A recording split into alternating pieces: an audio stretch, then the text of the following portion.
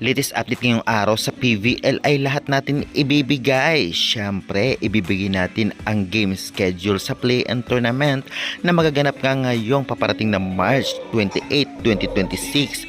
Ano-anong team maghaharap-harap, saan ang venue, saan mapapanood at anong oras ang game. At siyempre, ibibigay natin ang latest team standings nila. Ano na nga ba? Sino na nga ba ang mga pasok sa semifinals? At siyempre, game result kahapon na naganap na qualifying round tournament. Ano-ano o sino-sino ang nagwagi at syempre sino ang player of the game. At hindi lang yan guys, ibibigay din natin ang review na naging laban. Sino-sino nga ba talaga ang talagang umangat sa game na ito para maipanalo ang kanilang team. Lahat ng yan ating pag-uusapan this video at other valuable updates. Kaya tapusin nyo ang video, and before that guys, please naman nakikiusap ako. Huwag niyo lang pong kalimutan mag-like, comment, and subscribe, and pa-hit the notification bell for more PVL UAAP valuable updates dito sa Pilipinas. Maraming salamat sa support. Road to 5K subscribers tayo. Isang like, share, and subscribe. Masayang-masaya na ako. And God bless na lamang. At syempre, avail na rin kayo ng ating mga product yun sa baba from online. Meron po tayong Creamline Chocomucho t-shirt at sports shoes, it's sports bag na magagamit nyo. Kung ayaw naman ang aking mga product, pwede nyo gamitin ang aking link. Big help na for me. 5 pesos commission ay masaya na ako. God bless na lamang. At syempre ngayon ay huwag na po nating patagalin pa. Ibigay po muna natin ngayon ang game result na naganap na laban kahapon at syempre ang review ng game at stats nila. Narito po.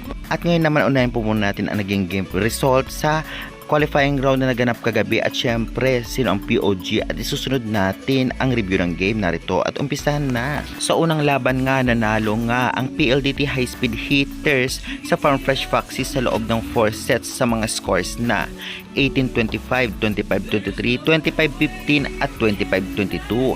Player of the game nga dito ay si Kim Kennedy na may 19 total points, 17 attacks, 1 block, 1 ace at 6 excellent digs. Samantalang si Jill Cayuna naman ang player of the game dito nga sa Creamline versus Signal Battle na may 35 excellent sets, 8 attacks, 2 blocks at 1 ace, at nanalo nga sila sa Creamline sa loob ng 5th set sa scores na 21-25, 26-24, 25-18, 22-25 at 15-17. Grabe yung laban.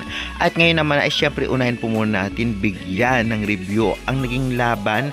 Ito nga ay ang naging laban nga ng Farm Fresh versus PLDT. Well, grabe yung laban. Umabot sa 4th set, ngunit talaga namang hindi agad-agad nagpatalo dito ang Farm Fresh dahil nga kung tutusin ay kaya silang umabot ng 5 sets, ngunit talagang tinapos agad ng PLDT para hindi sila matalo o mabigyan ng kumpiyansa ang kalaban dahil halos pareho magaling offense, defense at blockings. At ating silipin ang stats nila dito nga sa high speed hitters. Grabe talaga itong si Davison, unstoppable at consistent na may 22 total points. Siyempre si Kim Kennedy naging player of the game na may 19 points.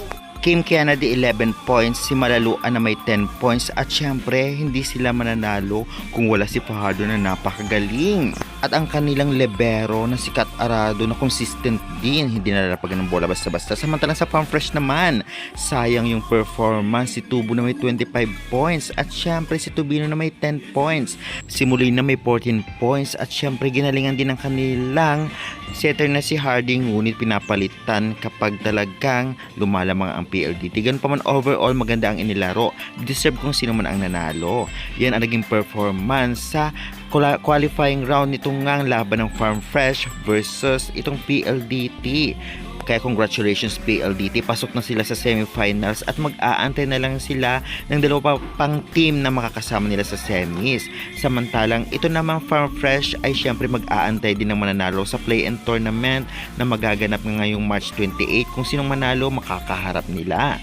Kaya syempre good luck. Ngayon naman ay ibigay natin ang review ng game naman dito nga sa naganap na laban ng Creamline versus Signal sa qualifying round. Grabe, umabot sa 5 sets ang laban na talagang hindi na sayang yung bumili ng ticket sa venue at mga nanonood online. Grabe talaga yung laban na ito na talagang isa sa gustong mapanood ng netizens. Well, atin ibibigay ang stats nila bago natin i-explain ang mga naging kaganapan. Well, nakita natin dito sa Creamline, grabe din itong si Bernadette Pons na talagang sa kanyang pagbabalik ay may 20 points agad-agad. Siyempre, Alyssa Valdez na unstoppable din, 18 points at grabe, double-triple pa yung performance niya sa digging at receiving at reception. Grabe din itong si Panaga na may 14 points. 12 points naman kay Carlos at 11 points kay De Leon. Grabe din si Gia, unstoppable, maraming double digits ang napagana niya. At syempre ang libero nila na talagang ginawa din ang best. Ganun pa man, medyo nasayang yung effort nila dahil natalo sila at makakalaban nila yung mananalo din ngayong paparating na March 28. Mag-aantay sila, samantalang ang pasok na rin sa semifinals na Signal Super Spikers na pinangunahan ni Santos, grabe na may 26 points. Gandler na may 22 points. Siyempre si Kayuna na setter na may 11 points. At siyempre si Doria na may 8 points. Grabe din ang kanilang libero na si Katindig na talagang hindi nahuhulog ng bola na sakit ulo sa Creamline. Masasabi ko grabe talaga ang tulong nitong ngang kanilang setter na si Kayuna dahil hindi lang naman sa setting kundi sa offense at blockings ay maaasahan kaya nanalo sila. Grabe din ang puso nitong si Santos at Gandler kaya talaga napaiyak talaga ang Creamline. Ganoon pa man, grabe yung laban na umabot sa 5th set, 17-15. Talagang deserve kung sino man ang nanalo. Kaya naman syempre, mag-aantay ang Creamline sa laban para sa play-in tournament para makapasok din sila kung sakali sa semis. Samantala nag-aantay na sa semis ang Signal at ang PLDT kung sino nga ba ang kanilang makakasama sa semifinals. Kaya good luck sa lahat ng teams. Ayan na nga guys, naibigay na natin ang review ng game. Ngayon naman syempre, ibibigay natin ang team standing. Okay, ang team standings ay yun na po yun, yung dalawang pasok na sa semifinals na PLDT at Signal na may 1-0 at Creamline naman at itong Farm Fresh na may 0-1. Kaya naman syempre yan yung latest team standing ngayon. At syempre ngayon ay ibibigay naman natin ang game schedule sa play-in tournament na magpapatuloy ngayong March 28, 2026. Narito po ang mga teams na maghaharap-harap, anong oras ang laro, saan mapapanood at saan ang venue. Una maghaharap nga ay ang NXT Chameleon versus Galleries Tower High Racers, 4pm ito. At syempre ang venue nito ay sa Ninoy Aquino Stadium.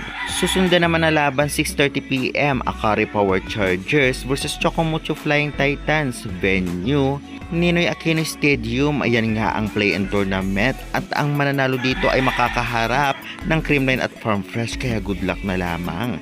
At syempre narito po yung konting format para sa magiging laban. Ang ating nakikita sa screen ay talagang semifinals bound, PLDT at Signal. Play-in tournament pa na magaganap. Ang mananalo nga dito nga sa Galleries at NXT ay makakaharap ng Farm Fresh. At ang mananalo sa Chocomucho at Akari ay makakaharap ng Creamline. At syempre kung sino man ang manalo o kung ano man team ang manalo sa kanilang apat ay makakapasok ng semifinals kasama ng Signal at PLDT. Kaya guys, mag-subscribe na para lagi kayong updated. Maraming salamat!